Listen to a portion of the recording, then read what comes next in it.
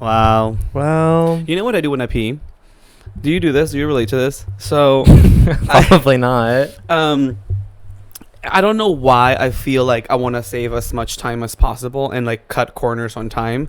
So anytime I go pee, I like stand there or sometimes sit, you know. When you're feeling fish. When I'm feeling fish. And so like I'm standing there, and then as soon as the stream of pee starts, then I calculate it to where I can time the flushing of the toilet with how or when I think I'm going to finish peeing. Yeah, never do that. You never do that? Girl, I do that no. all the time. Like, I want to time the flush to when I'm done peeing, so I feel like I've saved seconds. Like, I'm like, oh, like, I'm saving, because then, like, I don't want to finish peeing and then flush. I'm like, oh, like, mama, like, I'm a woman on the go. I'm a fucking girl boss. I gotta save time, because time is money. So then I'm just, like, go ahead and, like, I flush as For I'm an about extra 2 seconds? Honey, some people just don't have seconds to spare. You do. So, excuse me. You do. You have the second. I'm in the middle of production for a highly anticipated show. And so you peeing for an additional 2 seconds is going to take away from that show. How? But it's also time away from family, friends, loved ones, engaging in conversation again. Exactly. I'm sorry, where are they? This is. When are you hanging out with them? Because it doesn't seem that you will be. Well, I guess I'm just saying that even right now, before we're starting this recording, I figured that that time was valuable for me to record this fucking podcast. Because you know what? I care about it. And you know what? My name is Pioneer Peru. And I am Trailblazer Nick. And this is Pioneers and Trailblazers. No, my bathroom thing is that I'm just pee shy. But the townspeople know about that. They know about it, but I don't think you've gone into it much. I mean, Nick literally cannot pee. There's anybody in the room. The room where it happened in Hamilton. That's not true. I can pee if there's other people in the bathroom if I'm in a stall. I cannot do it if someone is standing next to me in the urinal, unless I'm already in the mid stream. You know what I mean? If I already started pissing and that whatever wall of muscle that is like blocking my bladder from releasing that urine. It's not in your fucking body, it's in your brain, baby girl. No, but like I have to relax the muscle to allow the stream to flow. And for some reason, if there's somebody who's next to me in the urinal, especially American urinals, they're too close together. There's usually the partition in between the urinals is usually very small. Let's talk about urinal. If there's even a partition at all. No, and that's what I'm saying. If there's no partition, oh, absolutely not. I will not go. Honey, sports venues, get your shit together. The trough? Are you kidding me? Any fucking sports stadium who claims to celebrate pride, you are fucking gay hater fucking sons of bitches. Because you don't have partitions in your urinals. No, but gay people love not having. There are gay people out there who love not having partition. At a gay fucking club called Hush in fucking Hell's Kitchen. Not at the fucking Astros game. No, there's a rotted gay person who's gonna stand up to a fucking straight dude and piss right next to him and take a little glance over and be like, "Oh, nice stream." I don't know. You're telling men are nasty. Men are nasty and gross, and so some of them are into it. It's very privileged to do, because I don't know. It comes from fucking childhood trauma. I just do not like peeing. Well, because I think it all stems from, and I've told this to Peru, but I don't know if I might have mentioned this on the pod. I just can't remember because, oh girl, all the weed I smoke, killing brain cells. You're judging my Celsius, girl. Your brain is being rotted. Oh, who gives a fuck about my brain? Your stomach, girl. You only get one of those. Well, I mean, you don't have the beauty, so you have to be the brain. What do you mean I am beautiful? I am the beauty. Okay, Christina, relax. I am. I'm the beauty in the body. So you think you're the beauty of this podcast? So I'm the brain. That's the poll. Well, I wouldn't call you the brain. I wouldn't call you the brain. No, wait. Should we make a poll who's the brain? Because we can't make the poll who's the beauty, because then that would make one of us kill ourselves. But you. I know where people's allegiance lies. No, but I feel like it's a good scapegoat way to go about it, because if we go who's the brain, Nick or Peru, then they'll just vote for you, and then I'll just be happy because I'm the pretty one. Right. So there's no win. There's no win because we it's just a win for me. Well, no, because it's not the. Well, I am the brain, but you're the brain, but I'm also the beauty. I'm kind of the whole package. I don't know. I think I'm really in a love myself era, so I'm gonna actually stand in my confidence and say I am the beauty and the brain and the body. The BBB. the triple B. The triple B's. Oh my god. No. Oh my god. Quadruple B. Brain, body, beauty, bussy. The 4 B's. title about. Oh my god. Well, I guess. Wait. Oh, I didn't finish what I was gonna say About peeing. about peeing. No. The reason I think I'm so pee shy is it stems from childhood trauma. Which ties into to what I can talk about. What happened yesterday in the bathroom. What happened yesterday? With that child. Oh well. Okay. I'm just gonna be like, okay. It ties in. Everything's connected. So in elementary school, like as a child, I would pull my pants all the way down to pee, which means my ass wouldn't hang out because I want to show off the goods. Oh, you've told that story On the pod? Yeah. Okay, I did. Okay, then never mind. I'm stupid. Anyway, I got shamed for pulling my pants all the way down to my ankles to piss at a urinal, and I think that's why I'm pee shy. Anyway, It's yesterday. like townspeople. If you're like a newer townsperson, that's definitely in the first 4 episodes we talk about that for sure. Very vulnerable of me to share with the audience From the get go. But last night at work, I was in the stall pissing, as I do because. And do you know what always happens to me? If I walk into a bathroom and there's like only one stall and it's completely empty, and I'm like, you know what? Since there's no one in here, let me just use the urinal. As soon as I step up to that urinal, somebody else walks fucking in, and I'm like, "Are you fucking kidding me?" And they stand right next to me. So I always, I'm like, if even if it's empty, I'll go for the stall. Unfortunately, but I was in the stall and I was pissing, and all of a sudden I hear like a voice of an adult man come in. What? Your undies. Okay, for those who can't see, I guess pin in that Peru. I gotta take a picture. I went to the gym today and I have my underwear and gym shorts and socks that are sweaty hanging on my closet door to dry. Someone's gonna fap to this video. And my You've been calling candid camera. in my hot pink mesh Andrew Christian underwear. I get always okay. So for context, the underwear that I wear to the gym. Okay, so Should we bring it? No, I'm not gonna pull it out. Well, I am gonna post that video. Well, it's wet. You don't want to touch my sweaty underwear. Ew. But in college, this was like my senior year before I graduated. I was like, I don't have any hot or sexy underwear, so like let me buy a jock strap and like whatever. And so then I went to Andrew Christian because that was the only like jock strap company that I like knew of, and I was like, you know what, let me just get something from them. And they had a really big sale, and so I bought a jock strap that I wear, and then I also got this like mesh underwear that's hanging on my door. It's hot pink, and it's see-through. It's completely see-through underwear, and so I don't ever really wear it. Yes, meant for go-go dancers. Yeah, it's meant for me when I go over to the trades apartment and I'm wearing my little jeans and I like do a little strip tease for them. It has never happened, but which we'll get to, that will be my town hall. Oh wait, I want to hear about it. Okay, so then because I'm just like anyway, so I have these 2 underwear, and so I only ever wear them now to the gym because I'm like, I really have no other way to wear them. But then because it's mesh, because why again? Not the beauty. No, because we're the body, and we're working on it. No, because then and so I only wear them to the gym. But when I go into the locker room, I always get really embarrassed because I usually bring a change of shorts to change out of because my shorts get really sweaty if I'm doing cardio, and so I don't want to walk around with a giant wet ass like around, and everyone can just see like my ass mark on my shorts. So I bring a second pair. But in order to like change, I have to take my shorts off, and then I'm wearing mesh underwear, which you can see everything. And the gym that I go to, it's pretty gay, but there are a lot of like overtly like masculine, like toxically masculine straight men. And so whenever I'm in the locker room, it's always those older ones that are like in their like mid 50s, but like, and I would fuck, but they're like straight and like they're aggressively straight. And so then it's like, and then I'm like changing in my like hot pink underwear in front of them. I always feel so self-conscious, and they're like, bag it.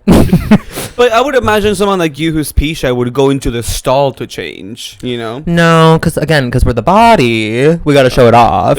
like today there was this guy. I was like changing out of my shirt because I also brought out a change of shirt because I did cardio today, and so I was really sweaty, and it was also so fucking hot in the gym today. But then anyway, there was a guy who was like looking at himself in the mirror and like taking photos of him like self shirtless, and then I like walked in, and then I like grabbed my stuff out of my locker and I'm like changing or whatever, and as soon as I took off my shirt, he and this other guy who started like walking in at the same time both turned because he like saw me in the mirror, and he like turned and like looked at me, and I was like, oh okay. I was like, I can't do it. Okay. Damn, you Gaga. Yeah, they didn't do anything though. But wait, so back to the bathroom. Oh, so there was so I was pissing at work, and I was finishing, and there was a voice of this like adult man come into the bathroom, and then all of a sudden like I hear him talking to somebody, and it's a child. He's talking to a child, and the child is upset and like basically hysterical. Which already is annoying. It's annoying. And but so then he was like trying to get the kid to like, I guess, go to the urinal. And he's like, you can reach it. And the kid was like, no. Because like I was in the stall. And a sister wanted to use the stall because was embarrassed and didn't want to piss in front of everyone, and I get that. And your sister was also 3 years old. No, my sister was truly like a toddler, but then his dad was like at full volume, screamed at him, just go to the bathroom, like unprovoked. Like it not like unprovoked, but like it just kind of came out of nowhere. Like I did not escalate to him to be that angry and scream. I mean, you're dealing with a toddler, so it is unprovoked. Like the poor toddler is just fucking trying to pee. Yeah. And also it was just like wants to wait for the stall, and it's like I'm almost done. Like you can wait like a couple of seconds. Like why? The man was you. He was like, we want to have the most efficient bathroom journey. And it was me. You were the father. I was the fucking father. I was like, get the fuck up, kid. So then I like step out of the stall, and the kid is screaming hysterical, and the dad is like full volume yelling at him, like just and in front of me too, because like I come out of the bathroom, they both look at me. The kid is like look desperate for help, and I'm like I don't want to say anything because the dad was an aggressively masculine straight dude who like looked if I were to let me go into that description real quick because I can describe him. I know you feel uncomfortable describing him. I don't feel uncomfortable. Mama girl dad was giving fucking Puerto Rican Poppy like to a T. He had the fucking like the beater under the white beater underneath the white t-shirt with the crucifix like diamond chain and the see-through sunglasses, Y2K era, and the baseball cap like the one I'm wearing today. That's very, straight coated. That was the look. Oh, he really? was doing a look with the like low-rise Bermuda shorts, No, he was wearing like long jeans. They were like long baggy. They were Bermuda shorts, were they not? No, because he was wearing long baggy jeans, because then his shoes were like these aggressive like silver sneakers that were like way too shiny. So already the poor kid's just like a mini version of the dad, dressed at least, but then like the poor kid's just like that kid was gay. Like that kid and that's like the thing, and I think that's why. The moment I checked those people in, I was like, no, and you know what? And I think that's why the dad was so aggressive. And it's like, girl, like just let your kid be gay. Let him piss in the toilet in the stall. Let him feel his fish fantasy. Yeah. And so then I was gonna say something because he was like yelling so like loud, and because I I thought it was a little excessive and a little over the top, and I felt bad for the kid. But then I felt like if I were to say something, he would have been like, stay out of my fucking business. Of course. And so I was like, you know what? I'm just going to mind my business, going to wash my hands and say a prayer for this child and hope it's okay. And then I stepped out of the bathroom. And then when I was in my office, the walls are really thin, so I can hear people who walk past. And as soon as they stepped out of the bathroom, he was like, the kid ran from the dad to like run up the stairs to like be free from him. And the dad was like, slow down, and like screaming. And I'm like, oh my God, this is a busy restaurant. And like, again, like it's only like 7:00, and like you're acting like you are drunk and angry. I was like, you need to chill. I mean, the gag was that like they didn't have a reservation, so they walked in a few hours prior. Yeah. And I had made them like a reservation for 2 hours later, and I was like, because that's the kind of restaurant we work at, unfortunately. And so then, not unfortunate, it's exclusive. Sorry, we're the gatekeepers. You can't come in. But then they actually showed back up, and I was like, oh, Sabrina Breyer style. Oh, you're back. I didn't think you were gonna be back, and they were back. Well, I guess we'll time to get into your sex. Listen. Well, actually, we don't know if he has sex because you wouldn't tell me. I'm gonna tell you. Listen, while Nick here is stumbling into toddlers and Puerto Rican poppies in the bathroom, I, on the other hand, have the distinct pleasure, really almost like a burden to bear, to deal with all the high profile and great looking people upstairs. It's really an upstairs downstairs situation. While Nick is downstairs watching tarot card videos, I'm upstairs dealing with stars. Yes, I do. And do you want to know what's sad though is that anytime I hear someone enter in the code to come into the room, I immediately will like switch to a different tab. So like, cause depending on who it is, because I'm like, I don't need everyone to be seeing me listening to when is your next partner coming into your life. But it's also, Take a card reading. but it's also funny because like every time something exciting happens upstairs, like I give like Nick a call at his phone, at like the restaurant phone, whatever, and I'm like, he's like, thank you for calling, this is Nick, and I was like, hey Nick, this is happening right now, come up here. He's like, okay. Like if a famous like gay celebrity comes in or something, or like I don't know, did I call you when J-Lo came in? Is that did I call you for that one? You didn't call me for J-Lo, but everyone was telling me about J-Lo. Also, did you see that video about J-Lo? They're doing what is the word? Press for the new Netflix movie that she's in, and someone was like, one of the journalists when they were doing the press, what's it called? Press kit, the press. When it's like all the journalists in one room and then you just answer questions. Yeah, of course they go to the hotel. Yeah, or whatever. But then she's like sitting. They're doing the press day, like the press junkets. The junket, yes. The press junkets. So she's like sitting with her co-star or whatever, and then one of the journalists is like, "So is there any truth to the rumors about you and Ben Affleck divorcing?" And immediately you just hear people be like, "Okay, so we're not gonna have her answer that, or whatever." And then she just like, she just kind of like leans forward and she goes, "You know better than to ask that." and I was like, oh my god, it's true probably. But you know, it's probably true. But you know what? She's putting her boundaries. You know, boundaries are really important when you're working rich and famous. People don't just get to ask you whatever the fuck they want. Did you see the video? Did you see the video of Gaga? Saying that she had COVID? Yes, girls. Wait, but real quick before we get to that, I just want to say the J-Lo thing.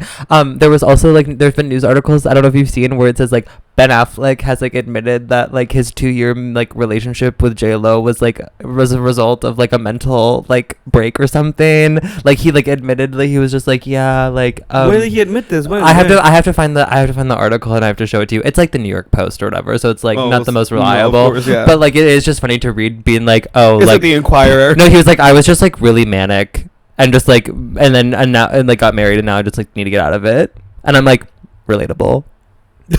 Like we've all been there. We've all done something crazy and then got ourselves stuck into it for 2 years. Yeah, but you would never wake up from it. You would just live in that fantasy, mama. No, I woke up from this.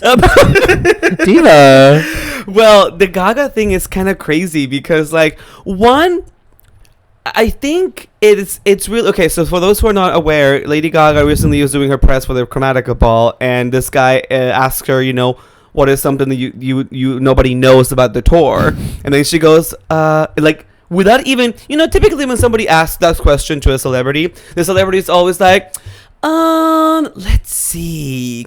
The most thing that nobody, you know, they're always just like, let me think, and they have like their pre-planned answers, you know. Oh, 100%. Oh, Miss Gaga didn't miss a beat. She was like, oh, I did 5 shows without having COVID. And then literally the entire audience went from to woo. That's not a good thing. Oh, of course not a good thing. But like, of course, people in the audience clearly are fans. They're there watching her, whatever. So they all go from like the shock of the reveal to them just being like, woo, yes, Gaga! Work, diva! And then the interviewer's face. Because, I mean, Lady Gaga is literally 3 feet away from you. His face, same thing. He was shocked, Tina, to them being like, looking at his fucking the card, being like, I have like 7 more questions for Lady Gaga. How do I move from this without making her uncomfortable? Because then, I don't know, he did have the power to be like, wait, like he could have like done actual journalism and pressed on that, but he's just there happy he's interviewing Lady Gaga. No, he's there doing, he's promoting the Chromatica Ball. Yeah, so he's just like, work, Gaga. Anyway, so the dance sequence, it's so wild. What, I mean, people are coming for her. I mean, listen, after I was a little monster. I've always been a little monster. I was raised. Yeah, you've seen the face. I was on the front line. I was literally on the front lines of my Catholic middle school, fighting for gay rights by trying to convince everyone at my Catholic school. Being your local production of Grease. That was the first summer after freshman year of college. Oh, so okay. much later. No, but I was trying to convince everyone, including my friends and everyone at my church, that the song Judas was not actually blasphemous because I had seen an interview with Lady Gaga describe Judas was bad. Yeah, but in the song she was like, I'm in love with Judas. Judas. She's like, I love Judas. And so then obviously everyone in the Catholic Church heard that and they were like, oh, so You want to kill Jesus. You love the man who turned him in and is the reason he's dead. Yeah, the church is just like, Gaga, if she had made a song about wanting to fuck Jesus, they would have been totally fine. But No. she wants to fuck Judas. They wouldn't have. But I had like seen an interview. Jesus. That was the demo version. And then they're like, oh no, it's not good enough. No, but she like done an interview or whatever, and I had like listened, and this was like like not like pre YouTube, because like YouTube was like, you know, like a thing when I was in middle school and like popular or whatever, but Yeah, like I wasn't watching like interviews with celebrities on there just yet. Like I was still getting those kinds of things from like the different music channels on TV, and so she like had done an interview where she was talking about like the meaning of the song, and I watched it and was like obviously gagged, gooped, and obsessed. And when she explained the meaning behind Judas, I was like, oh, I get it. Did not retain any of that information. And so like when I like went to school, everyone was like, that song is blasphemous, and I was like, no, it's not. And they're like, well, why? And then I would be like, okay, so she said, and I'd be like trying to think, and I like couldn't remember, and I'd be like, it's no, because like when she's saying that she loves Judas, it means that like she like loves Judas, but like a friend. Like I was like trying to come up with like some sort of thing, and I just like couldn't remember, and I couldn't find the interview again, so I was like, I don't know. But I loved her down. But anyway, she's become kind of like a corporate pharmaceutical Silicon Valley queen, capitalist queen, and I don't love the pivot of the main pop girlies kind of moving towards a very I'm more about the money than I am the art. Well, I mean, come on, like right now the fucking justice system is literally suing fucking Live Nation, you know, like because it really the whole thing has become a capitalist ploy, and like the artists are jumping on the boom boom gun. Well, no, I get that. Even though they're saying like, no, we don't want to, but like most of these fucking like huge artists are okay with partnering with Live Nation because they're getting their coin as much as. I don't care about Live Nation. I'm talking about. You should care the most about Live Nation. Some would say. Well, because they're the ones dictating how the fucking like market works. But I'm talking about like Miss Gaga doing the nerd tech. Oh, but I mean, it's a different conversation. But that's what I mean. I'm like, she's like doing these like. Well, now I'm sure that contract now is gonna be like reevaluated after she fucking just literally exposed people to COVID. Well, I'm sure a pharmaceutical company is just gonna be like, wait, do we really want to be tied to the girl who like exposed millions of people to COVID? Well, there's different regulations for promoting pharmaceutical drugs. I learned this from the episode of Hacks that just came out yesterday. You actually have to like suffer from whatever. Are you ready to hack the system? You have to. That's a Gottmik joke. Ready? Get it?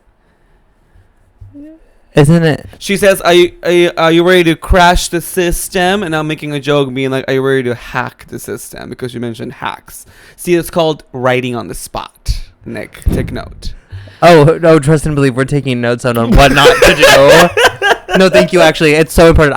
There was a professor we had in college, and he always was saying it's good to see bad theater. The girl, and that's what Jennifer Coolidge just said in one of her press junkets. And so it's great to see bad comedy because then you know what not to do. What not to do? Yeah. Mm-hmm. Yeah.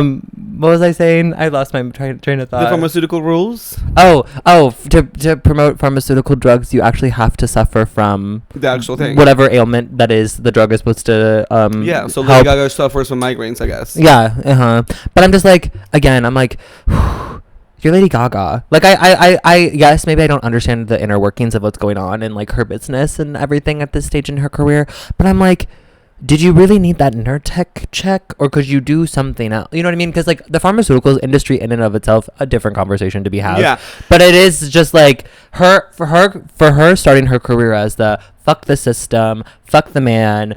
I don't care about that. Like when she was like in Russia and she's like, they can arrest me. Like I don't give a fuck. She's like, they come up and get on stage and get me. Like to go from that to then now be like Miss Capitalist pharmaceutical drug queen. I think Lady Gaga has also been very open about the fact that she is like a living performance artist, and like I do also see. You think this is a performance art era? Well, here's the thing. What I'm saying, like to be quite honest, she was really open about when she came through. She was the Fame album is like the performance of Fame. Like she's doing all. So the whole thing is a performance. Everything she does is a performance, and ultimately, maybe Lady Gaga. It's just Stefania, whatever Germa coin thought as Stephanie Germanata, who just Stephanie Germanata, you will never be famous. Who's just a regular person who's just like a capitalistic queen, and she's just right now in a different era. is that me judging her? Absolutely not, because you best believe I'm gonna have a fucking partnership with Pepto-Bismol and fucking like Tylenol AM PM the severe sinus. Well, those are over the counters. That doesn't. It doesn't matter. I cannot promote them. Well, that doesn't. I'll sign a contract with fucking like Imodium tomorrow. I'll fucking do it like I suffer from bottoming, which means I have to take Imodium. Like I'll just partner with anything. You Like suffer from bottoming? I actually. Yeah, it is a mental illness. No, I enjoy it. It is a mental illness to bottom because like it hurts so good. Wait, speaking of, can we get into your? No, wait, hold on. I'm not done with Lady Gaga. Oh. So You're like, I'm not through with her. I'm not through with her.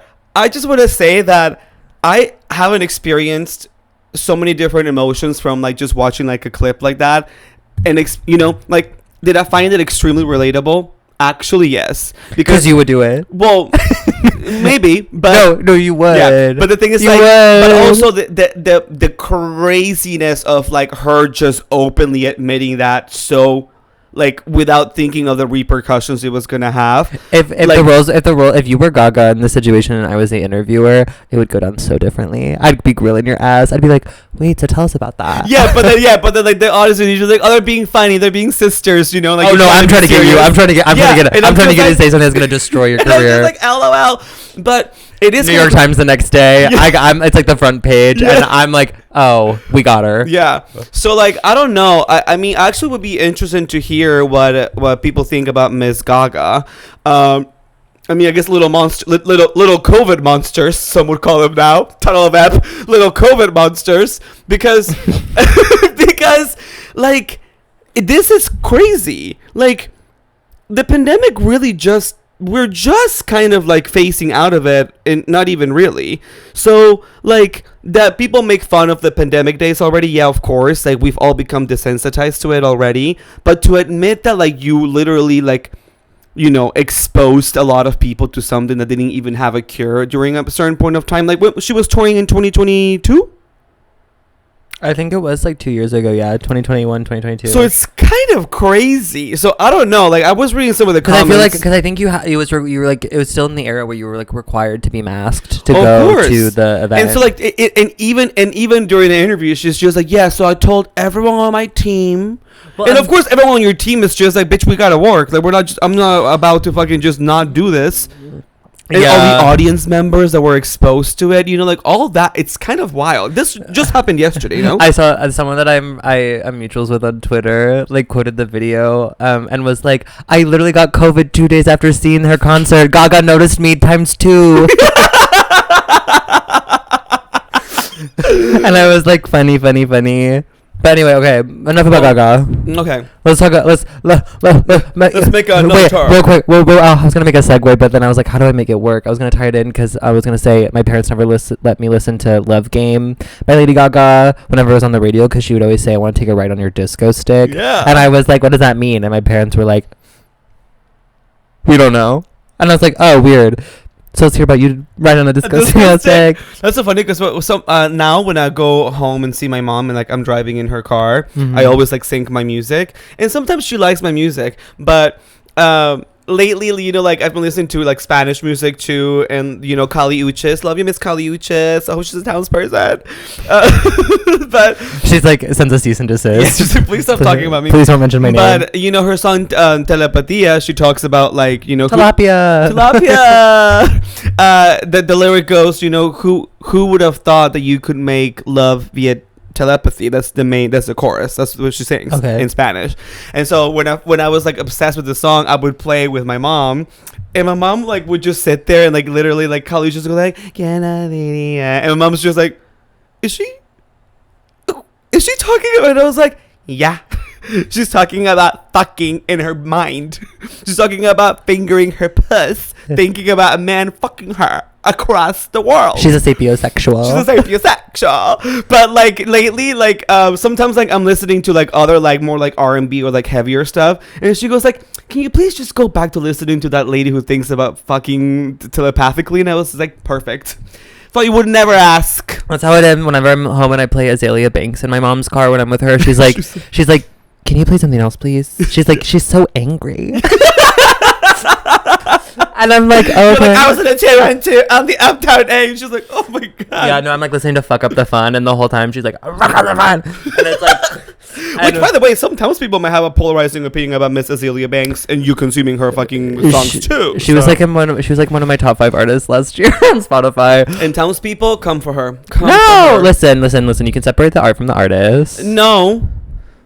Some would say, some you shouldn't. It depends on what their actions are, I suppose. Yeah, Miss Azealia is kind of just like kind of crazy, but like I don't listen to R. Kelly. I don't listen to Michael Jackson. There, I said it. I don't listen to.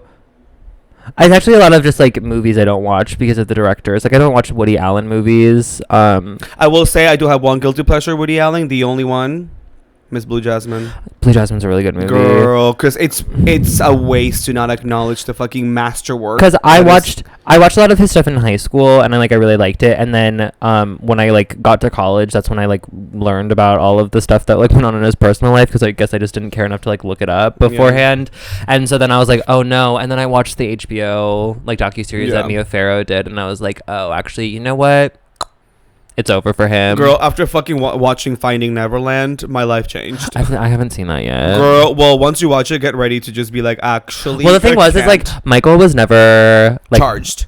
Oh, I was gonna say he was never my diva. Oh. Like, the thing is, like, the one thing with MJ is just that you cannot escape MJ because they play at fucking every fucking wedding. They play at every fucking like straight bar. They play at every fucking thing, and it's just like I made a commitment to just like, okay, if it's around, I'm just gonna whatever. But like I'm not. You're like anywhere, and you're like la la la. Well, I was recently at a wedding where like it came on during their like we're there, and I just went to the bathroom, and it was like went out. You grabbed the mic from the DJ. Whatever. I was like, do you know that who you're supporting when you listen to this? Listen, I'm not gonna police anybody, and like sometimes, oh my god, when people come into our job, and they come in and like they have like you can tell they have a playbill, but I can't see what the cover MJ is. The musical. And then I'm always trying to make small talk, and I'm like, oh my god, they're like, we just came from a show, late dinner, and I was like, oh my god, what'd you watch? And then you can tell, and then when they're like, oh, we saw MJ the musical, and my face is always like, again, Sabrina Breyer. Oh.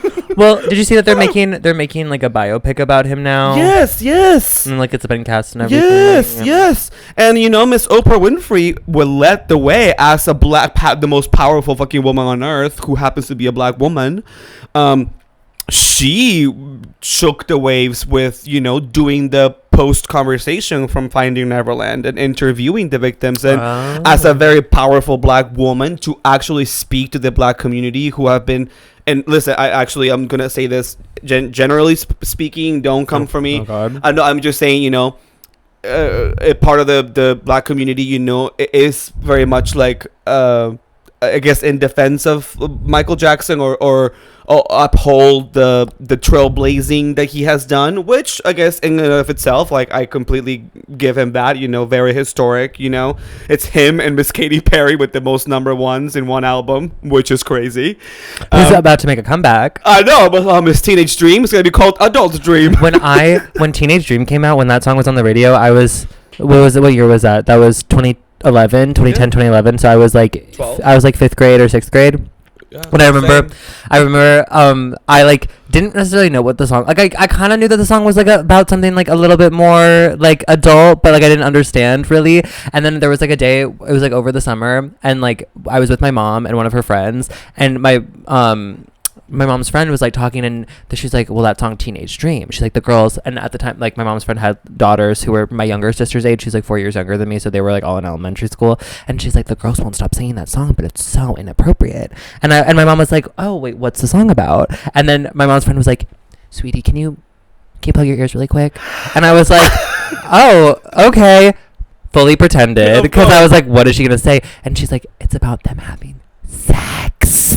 And then I was like, gag. And then I was like, wait, watch the music video. Of course. Oh, girl. How did you not get it from the lyrics themselves? Like, a lot of the times when I'm listening to music, especially when I was like a kid, I wasn't paying attention to the lyrics. That's what I just like was listening to like the beat and the whatever, and like I wasn't like, oh, what is she trying to say? I was just like, this is fun. And then when I like learned that there were other songs that are there are other, there's sexual meanings behind them, I was like really every intrigued. song that you realize as you get older is about sex. The song that Justin Timberlake and Madonna sing, the only got 4 minutes to say the word. I was like, they only got 4 minutes to fuck. I was like, is that what they're trying to say? Is that what they're trying? I was like a conspiracy theorist trying to be like every song is about sex. Yes. Anyway, Because so you had sex. sells. Sex, Speaking of which sex, is power, and just power, which is sex, and fuck, how's the line go? It's from Janelle Monáe's Screwed, featuring Zoe Kravitz. Anyway, sex, which is okay, yeah, great rating. which is sex, which is power, What not to do. and power is just sex, and then there's something screwing me, screwing you. Let's get screwed. I don't care. Anyway. Okay, so Nick is trash downstairs and I'm fabulous upstairs. So I'm up there and I had met this man. He's a gentleman of, I guess, middle age. And I had met him by him coming to our establishment of work. And I, as always, I have previously said on this fucking podcast, I am never afraid to make a move. And just if somebody is looking at me a certain way, they seem like they're flirting, I actually got his contact info and I hit him up on phone and I was like, hey, I can't believe Mr. So-and-so, great to meet you today. Here's my phone number in case you need a reservation, you know, and just like because I knew he was being flirty with me when he came in and I could tell that he looked at me with those wide middle-aged eyes that sometimes I get from, you know, which later I'm gonna get to the story, but you know, very much like I could tell that he was into this. Which is not surprising. So anyway, I had an instance when this man came into my job and got a little tipsy and came to the maitre d' stand and actually was just like trying to be cute and asking me how it worked, and I was just like, well, this is what it is, this is what this is, this is this.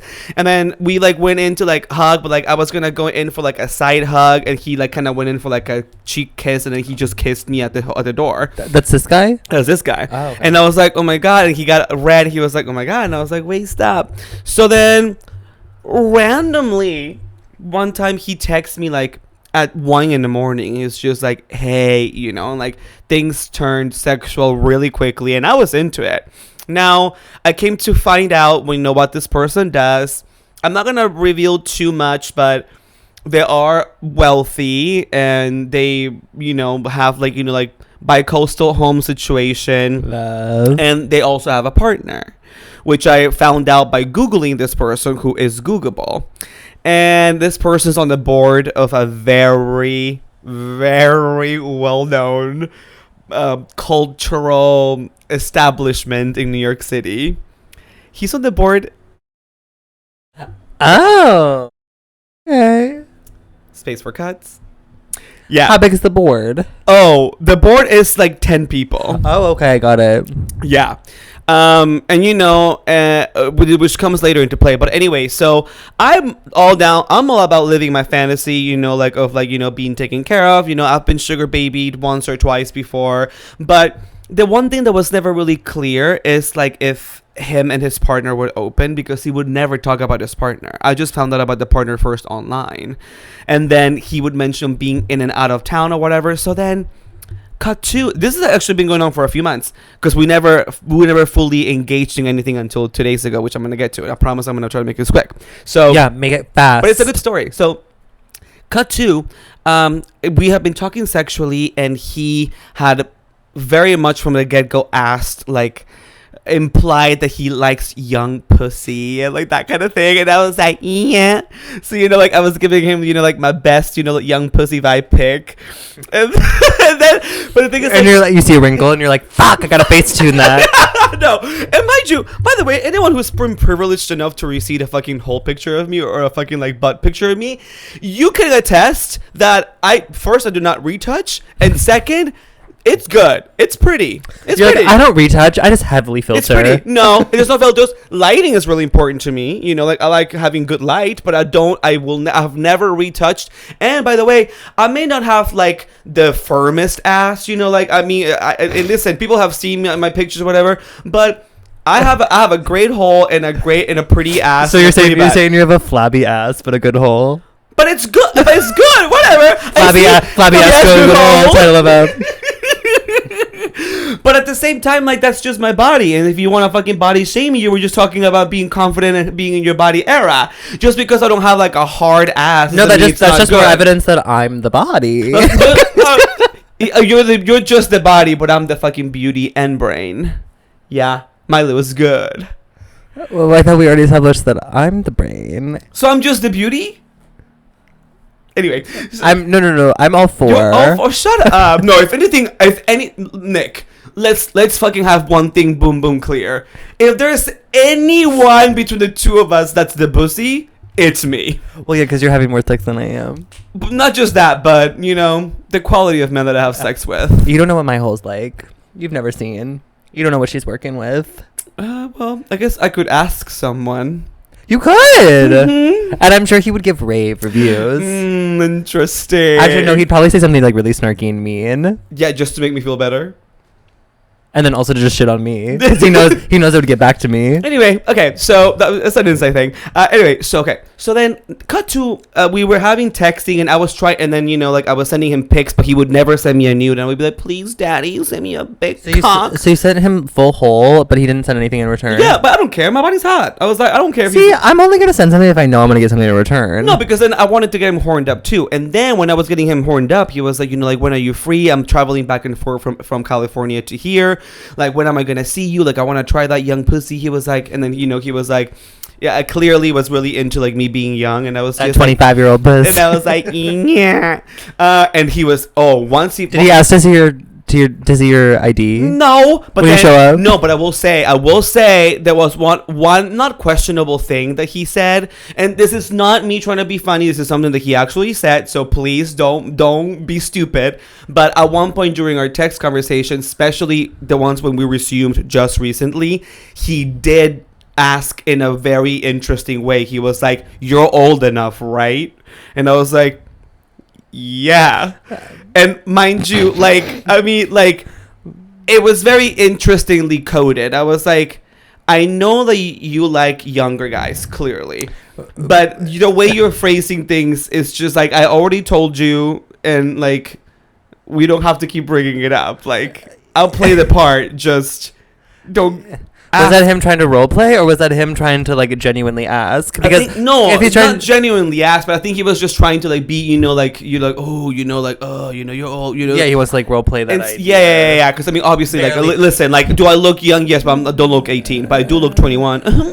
On film, 21 in dog years. You're such a bitch today. I'm just good. I'm just. You're setting. Usually, I'm the snarky one. You're serving, and I'm hitting home runs. Usually, for once, usually I'm the one that eats. And you know what, townspeople in the comments right now, if you're watching, it's time to drop that comment. But people are watching are always like, "Ooh, Peru A, Peru this, Peru that," And by that, it was the one comment that I saw in the last video that said Peru A. Well, you wouldn't know, because actually I go through all of them and I keep responding to fucking comments from like episode fucking 6, bitch. New people that are just joining the town. So what, Miley was good. You wouldn't know because you don't even read them. Because I'm illiterate. Great. That's no joke. You're just illiterate. It didn't land the way that I wanted it to. It's fine. It didn't land. Okay, so cut to. I see him a few months later. Comes into my establishment of work. Gaga Tundra comes in with the partner. And then Mr. I guess I'm going to call him Mr. Decides to be like, hey, how are you? And like doesn't really like engage much with me. And I saw him a few more times with his fucking husband or partner or whatever, who then later he called his little guy. LOL, because his partner's older than him. And I was like, does he know who I am? Like, I was...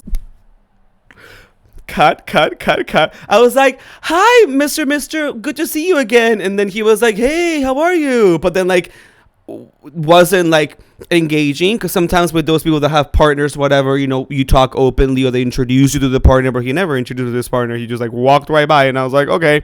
So anyway, he texts me and he's like, I'm finally in New York and I really want to see you. And I was like, I literally saw you 2 months ago with your partner. And he's like, ding, ding, ding, ding, ding. That's what he said. And he was like, I'm alone now. And I was like, okay. So like, I don't know what that means. He's like, Sunday, what are you doing? Can I take you out for drinks? And I was like, okay, great. For me, since he was already talking about trying this young pussy, I was like, I'm putting 2 and 2 together. He wants to take me out for a drink so that he can fuck me, right? So I was like, okay, I'm gonna meet you for a drink. He was like, all right, 6 p.m. And then we were trying to figure out. He wanted to take me to this exclusive downtown, like, members only club. And I was like, listen, I've been working all week and I've been working on my show. I don't really want to get dressed up on a Sunday on my day off to like go anywhere because there's like a dress code and everything. Like, I didn't want to just do that. I was like, can we please just go to the West Village and like meet somewhere more casual? Because like, I don't feel like, like being fancy at 6 p.m. on a Sunday. And he was like, are you sure? And I was like, yeah, please go. So we're right. And then he was like, great. And then he made a silly comment. He was like, well, then maybe that means that I don't have to wear pants. And I was like, okay. Like, great, wear shorts. Show up. We meet at a... No, he comes a dick out. We love... Okay, so then meet up with him. I can tell he's kind of nervous. I can tell there's a vibe. And I was like, what's happening? Is this his first time, like... With the first time with me outside of... No, I meant, like, is this, like, his first time... I don't know. This is going to come up later, but is this, like, his first time, like, having extramarital... Listen, I don't know that it's extramarital. Hookup? I didn't fully ask. But there were some inconsistencies in what he was doing. Oh, so he's cheating. I don't know that he's cheating, but I also don't know that he wants to talk about, like, he did acknowledge he has a husband or partner. Well, because I mean, later, but there was a guy that I've hooked up with, who almost gave me a parasite, who fully has a partner, but like told me that their arrangement is like they have sex with other people, but they just don't tell each other about it. Mm-hmm. Like they keep and like who they're fucking and like everything. Like they'll like say like, oh, I had a hookup, but they like won't like go into detail about it, just to like protect. Like that can be private or whatever. So like everyone has their own dynamics. So I was just curious. Yeah, but we'll talk about it. So we get there, and then and I was wearing like some cute. Actually, funny, I was wearing my other Mason Kitsune polo because I was like, okay, clearly he's like into the fancy thing. So I was like, I want to wear like a nice, like this designer quote unquote, which is like a nice brand polo, and then just some jean shorts, just giving him, and also like wore my baseball cap. I was trying to give him the young, like Latin kind of look, like refined. I was wearing my Celine sunglasses. Young puss. So I get there. I can't. And then he's like, hey, and I'm just like, hey, how are you? We kiss. Where'd you go? We went to this place I don't want to be too descriptive because, Is it a gay bar? Did you go to a gay bar? No, which later was revealed to me that he doesn't like the gay scene. Oh, he's one of those. And I've met recently, I've met a few of these gay people who don't like going to gay places because they just don't like how gay it is. Why? They prefer to hang out with straight people. What? Oh, I know, girl. And we can talk off pot about, like, I'll just leave it there. But anyway, so we get there. We go to a place in the West Village. It was actually really nice, really cute weather. He was acting kind of awkward at first. And I had already known of his, like, what's it called? Of his preference for, like, he loves to drink. And so we get there, and I'm like, okay, I'm fully douched, haven't eaten at all day. I was really trying to, like, have a cute little, like, Sunday afternoon drink and then go back to his place and fuck. Because he was like, I live around the area, so it'll be quick. I can just go and meet up and we can have a drink. And I was like, great, this is all good to go. Meet up with him. He greets me. He's kind of, like, being awkward. And I was like, okay, I'm going to make him feel more comfortable. And he does the kind of thing where, like, he just keeps asking me the same thing over and over again. He's like, so, like, well, how was your week? How was work? Excited? Excited for your show? Like, kind of just bringing that back up in conversation. And I'm like, listen, let's just relax. We have 2 martinis. Mind you, I had, like, a snack earlier that day just because I was just going to have a drink and then go get pounded out. We're talking. He said some interesting things. What? Like things that only like a wealthy person that is trying to be progressive or trying to sound like they're like cool and hip and progressive, but like ultimately they're in their like wealth bubble, that kind of thing. Okay. And so very much like talking about like the board that they're a part of and like places they've traveled and the hotels that they only stay at, things like, for example, like, I would never go to that place if I wasn't in first class kind of thing, Mm-hmm. But then being like, well, yeah, those kinds of things. And I was like, okay, I kind of get a feeling of what this guy is. And so I'm like the young artist, just like here to just, like try to make it in the city. And he just finds that really admirable, And I'm like, okay, we're done. And then he wants to have a third martini, and I was like, okay, listen, like... I would have been on the floor. I was like, what is happening here? Because we've been here at this place, it's cute, but it's already like 7. Like, why am I not getting pounded already? Like, I thought we were gonna meet up, have a drink, and then go have sex. So then after the second martini, I was ready to call it. I was like, so, you know, like, where do you want to go after this? And he goes like, where do you want to go? He's like, baby, I have dinner. And I was like, you have dinner? He's like, yeah, I have dinner plans. I thought we were just going to have a drink. And I was like, what do you mean we're only having drinks? Like, and then the conversation quickly turned to it feeling like we were playing a role, because then he was like, yeah, and then he like started whispering, because like literally, and let me tell you, Nick, that entire fucking restaurant bar, and it was a small place, they all saw us, they full on thought I was an escort. Like, I was an escort with this gentleman at this bar, because then he started just like petting me and like talking in my ear and whispering, and of course like I'm trying to play the part, but then like I'm looking around, and like at one point there's this one couple across the bar that was like straight, and they were like looking at us and kind of giggling, and I was like, I mean, it's pretty apparent, like there's no way in which the two of us would just look like we're friends, you know. Like, it was just an interesting dynamic, and I could tell. I was like, oh, even the bartender was like, sorry to interrupt, are you guys doing okay? And I was like, yes, we're fine. Like, I could tell we're doing so good. Oh, thank you so much. Like, that bartender was just like, oh, here's another fucking like escort trying to make a living, you know, like here's another one. So he's like, well, you know, like, I'm really sexually attracted to you, you know, like I would love to go fuck you, but I just wanted to get to know you first, you know, like I like getting to know the person before. And I was like, oh, okay.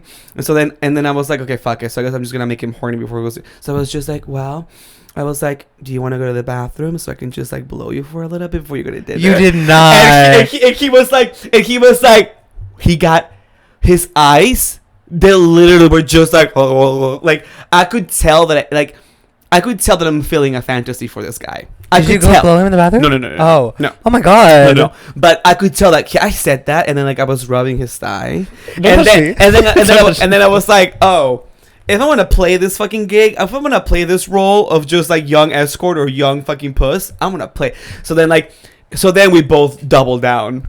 Like, we started just like caressing each other like at the bar, and just like whispering what we wanted to do to each other in the middle of the broad daylight on Sunday.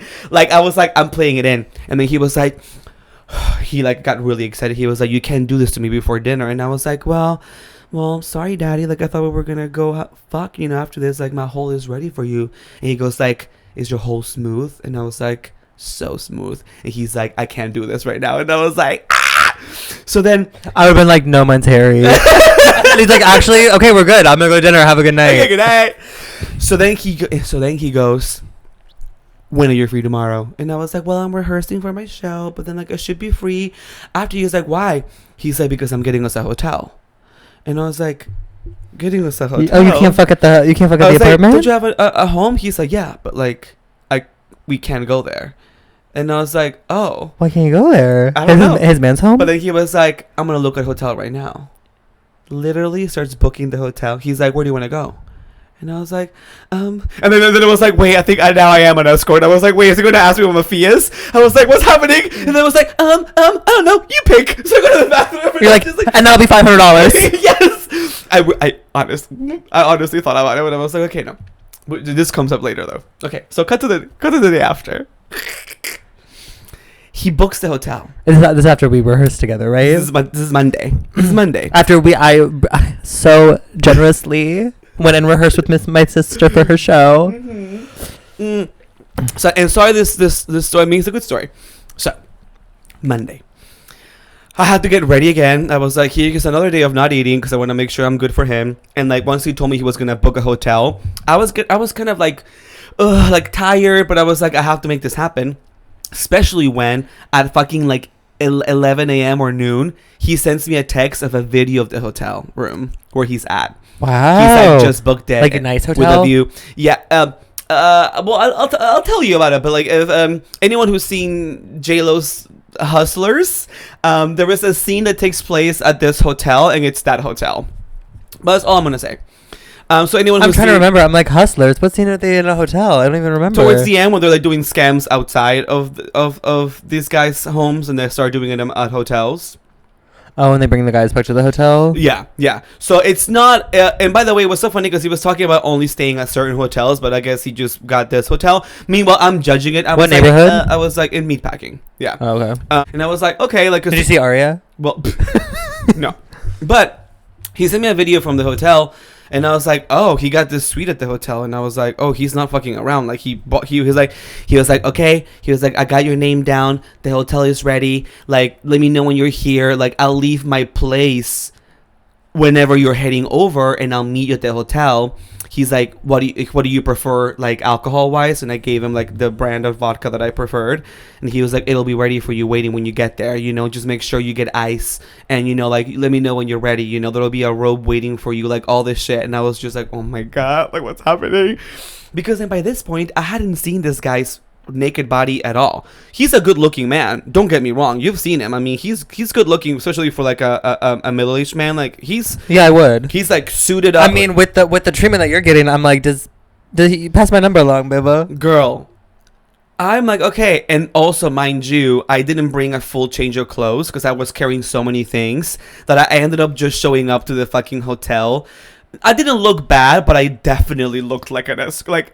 I mean, when they saw us leave the hotel room later, I was wearing like my white tank top with my fucking like cross like silver necklace and my fucking jeans and my sneakers. I looked like a fucking like Dominican fucking like escort. Like I was like, what is going on? So like, I get to the hotel. I get there. He's like, please get ready for me. You know, be ready. And I was like, okay, so like I go there, you know, like I douche Tina, make sure that everything's good, that I'm fully clean and everything. Like I get on the robe, I call for ice, you know, to get delivered to the room. The ice comes, the vodka shit. He comes, fully suited up, like in like a white button down, like a really expensive like navy jacket and pants and shoes. And I open the door and he's just like staring at me, and I'm like there in like my little like robe and my thong. And I open, I'm just like, I was actually just getting something on ice, and I have some music playing just to, like, for me to like get in the vibe.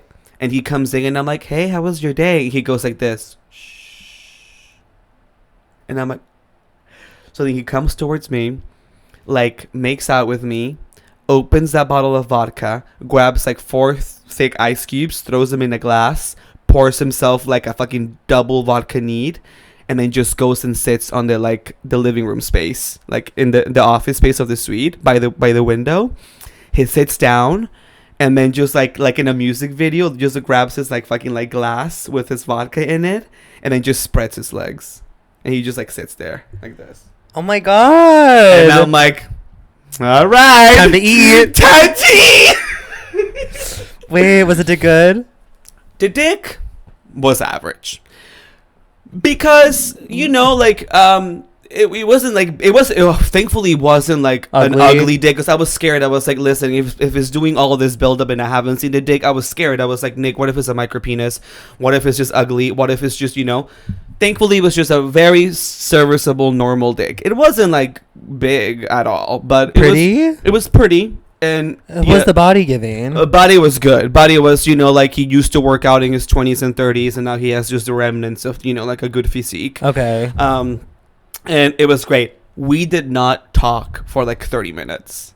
Because you were sucking him? Because I was like worshiping him, and he like did the whole thing, and it was so sexy because like I left, he like I unbuttoned his like white button down, and then I just opened it, but he was like still wearing it with his jacket, and then I just like took his pants, but he was still wearing it. It was so hot, actually. I did all the work.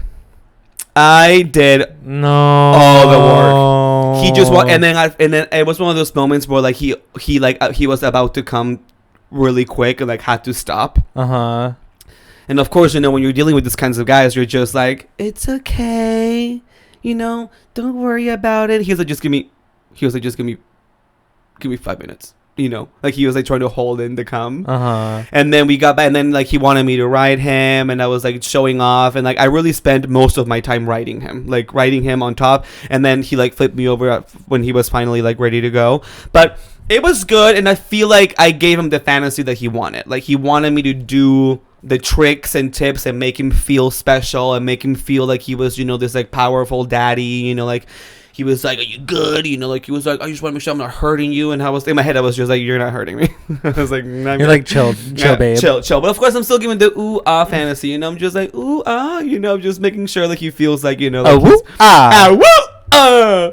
And so we done like gag on it. But then the fucking gag of it all too afterwards is that he was just like, "Okay, do you want to go have dinner?" And you going got dinner? Of course, now I'm fully feeling the fantasy. So like, yeah, you are an escort. So then I was just like, okay, I don't want to divulge too much of the on the pod or just in general? On the pod. Oh, okay. Like the conversation that we had was way better than the day before. I think he got much more comfortable with me after coming inside me. I think one person would get more comfortable with me, but we had a better dinner. We chatted, we had some wine, and then he was very much into being like wanting to take care of me, very much so. Oh, like finding a role. Like he was giving me advice, and he was giving me, you know, like all these things, and you know, I just want to make sure, you know, because I remember when I was like your age, you know, like I don't want you to make the same mistakes, and he was just asking me how he could support my show, all these things. Like, let me just say that this is to be continued. Wow. Because this whole experience, I'm just like, wow. But it's also putting me in a position where it's just like, okay, am I fully going to commit to the bit? Because I haven't been in this bit in a while. It's been a couple of years since that German guy who like really just like sugar babied me for like the holidays. I mean, listen. If the opportunity arises, fuck your way to the top, diva. Well, I mean, okay, so you can cut this whole thing. Well, no, just tell me off pod, and then because I don't want to. Well, I want to see. I want to get your reaction. Well, you can get my reaction in person when we're not recording. No, but I want to get your reaction recording, so you can be like. But I'm gonna cut it anyway. But not your reaction. Okay. He's like, "Well, princess, you know, just let me know. Like, I can help you with that. Like, just let me pay for it." And I was like, "Girl, send him my way." But I don't know. Listen, and also the reason why I'm staying so vague about stuff is because, you know, like keeping it, because, you know, there is a big potential I'm going to see this person again. So we'll see how that goes. But it was such a trip. Like for 2 days, I was just like, wait, like, am I a sex worker? Yeah, and there's nothing wrong with that. There's nothing wrong with that. Sex work is work. Sex work is work. Not that I'm trying to commit to a life of sex work, but it is interesting to know, you know, like, I don't know, the power one has. So I guess I am the body, the beauty, the brain, and the pussy. Some would say we're both all four. Ultimately, that's what we've learned at the end of this episode: is we're all, and so are the townspeople. You're all four of the bees, babe. Oh my god! And speaking of townsperson, before we start wrapping up, let's give some shout outs to the townspersons. Thanks for again. Congratulations to us, because we're over 600 subs on YouTube. No, over 700. Oh, 700, over 700. We're in the 900 number for Spotify. So, like, thanks for helping out. The last video did really well. Super excited to know that people are still paying attention to us. Especially when you use a Taylor Swift album title as the title of your episode. That also helps. But listen, like, please continue. Just keep dropping those comments. Like, we really like engaging with you all on Insta, on YouTube. It really does help. We're at 149 reviews on Spotify. So if you're one of the few Spotify listeners who hasn't left us a 5-star review, just go on there. If you're listening right now, just pause real quick. Leave us a review. It takes 2 seconds. A shout out to well, no name on this one, but Iggy, I guess would call. Love the pod from deep South Texas, Brownsville, Texas. Hello, Texas. Hi, Texas. Tevan from the UK. Love your podcast. Keep killing it. Hello. Hi, love thank you. Nicole from Los Angeles, California. Shout out, Nicole. Keep slaying. Thanks, LA. And then maybe a quick just suggestion really quickly, like 5 minutes maybe. Well, girl, I mean, you gotta go. I can go in 15, so we have 5 minutes. Well, yeah. No, I mean, it takes 30 minutes to get there. You have to be there by 5, right? Yeah, but I can, you know. Well, I mean, we also have to do pioneers and trailblazers. What's the topic? The question is just from Justin from Chicago: how to get over a breakup, or when is it acceptable to reach out or get back together? Listen, I will tell you one thing clearly, townsperson. Getting over a breakup is a two-way street, and as long as you keep remembering that, is that not only do you have to get over the breakup, but the other person has to get over the breakup. So while you keep thinking, when is it acceptable for me to reach out, or like if you want to get back together, you need to realize that like at the speed that you're moving may not be the other person's speed. So you can't really, unfortunately, dictate when, because you could be ready to like reach out or try to get back together or be friends again, but the other person might not. So what sucks about breakups is that you really just have to communicate if you want to continue having a relationship with that person. You kind of have to reach out and be like, after the breakup, being like, do you want to talk? Do you need space? Do you want to stay friends? But unfortunately, like, there is no way to tell. But as far as getting over a breakup, for me, it's cut the limb off, let it die, and then never speak to them again. and then if you want to get back together, just know that it'll never happen. Because it didn't work the first time, babe. It's not gonna work again.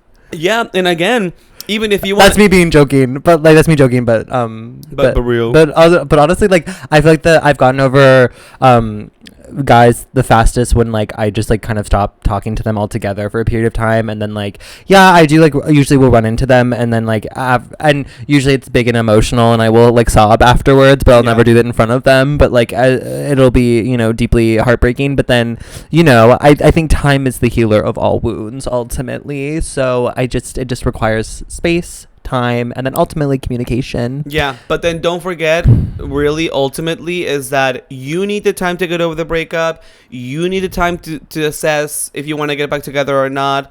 But really tread carefully, because the other person might not be in the same speed that you are. So just really ultimately focus on yourself. Take your time. Don't get thinking about the other person right now. Just focus on you and what you need and what you want. And can you have a pioneer? Do I have a pioneer? I don't really. I guess. Oh my God, Kelly Rowland. Oh, I saw that. Yeah. At Con, telling it like it is to those fucking bodyguard people.